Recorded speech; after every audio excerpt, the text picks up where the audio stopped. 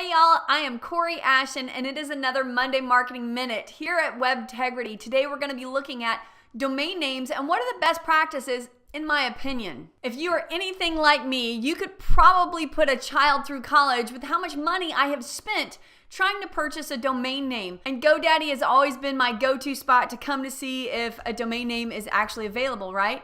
Type it in, it'll do a quick search and tell you if it's available. But what's crazy about it is all these other extensions are here. So when you're trying to buy one, what do I suggest is best?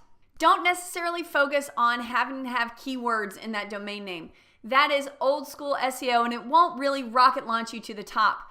Don't get too crazy fancy and try to use some weird extension because still .com rules, at least in the United States. Millennials might change that though. And then moving forward, what you want to do is just be sure it's not tricky. Don't try to use a number for a word.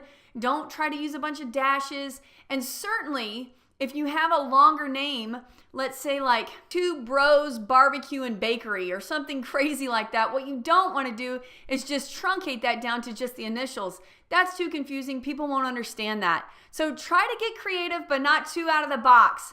I'm sure all of you have your own opinions. If you want to, comment in the thread below, be a part of the conversation, and I will see y'all next Monday Marketing Minute. Bye, everyone.